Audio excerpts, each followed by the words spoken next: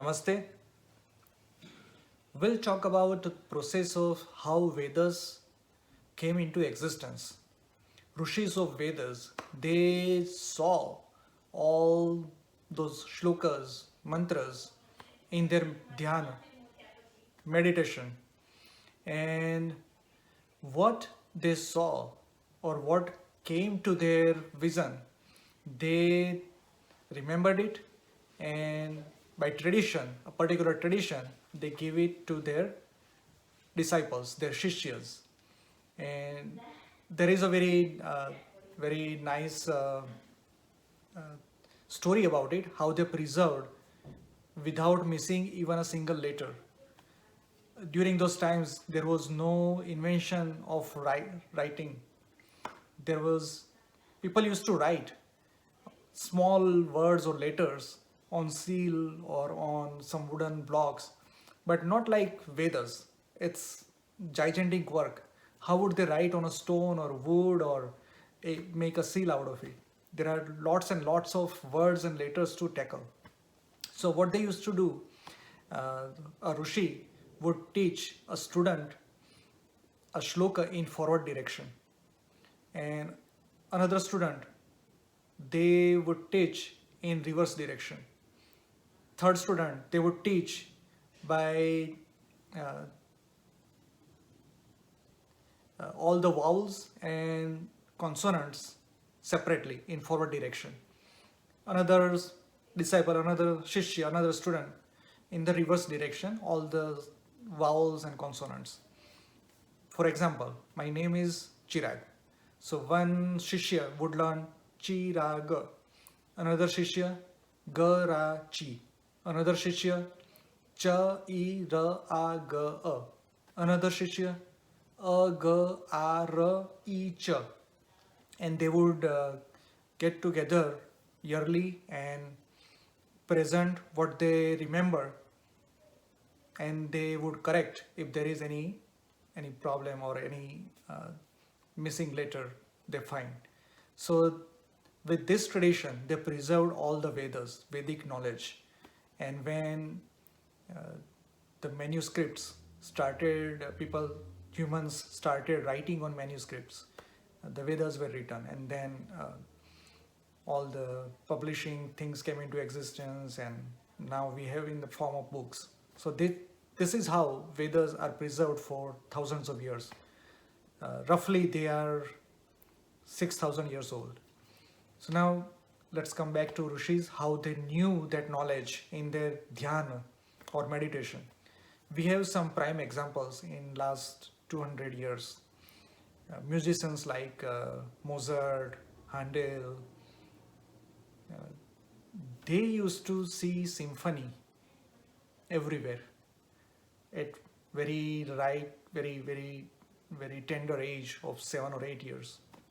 They used to know all those tunes, symphony. They could remember, memorize, and write it. So they did not do any meditation or dhyana, but that knowledge, that symphony, just came into existence in their mind, just like that, in a flash. There were scientists like John Nash. He was mentally disturbed. Though he was mentally disturbed, he could come up with game theory and could win Nobel Prize. Then we have Albert Einstein. He was a sane person, but whatever he discovered at that time, theory of relativity, and many other papers he wrote all the descriptions and derivations and everything in details.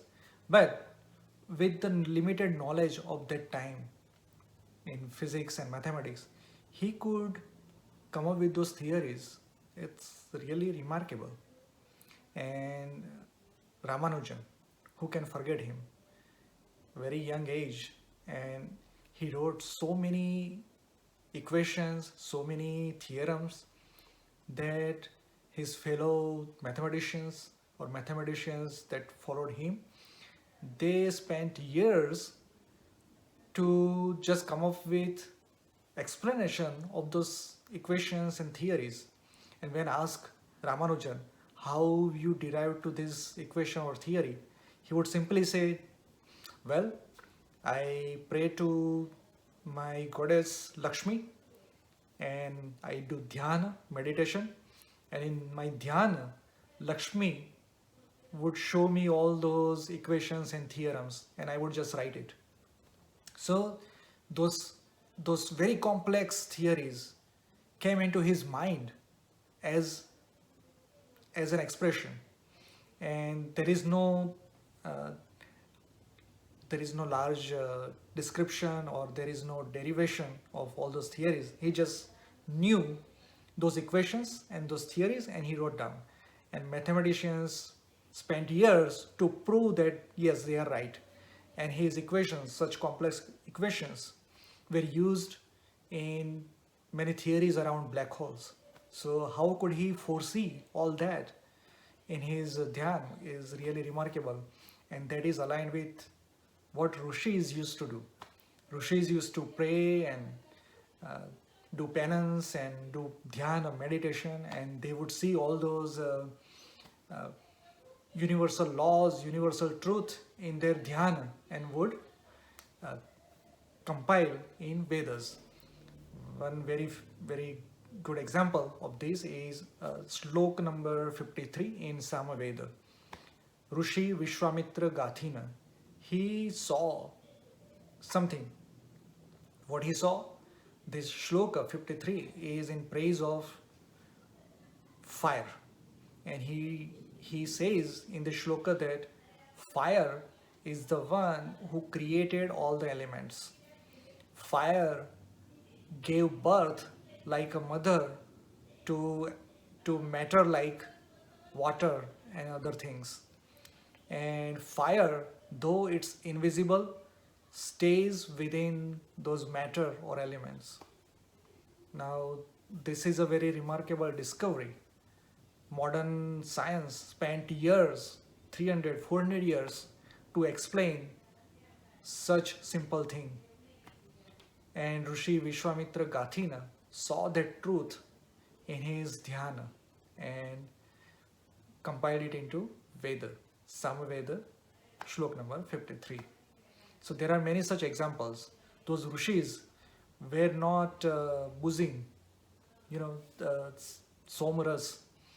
Many people, there is a misconception that it is equivalent to alcohol. No, not at all.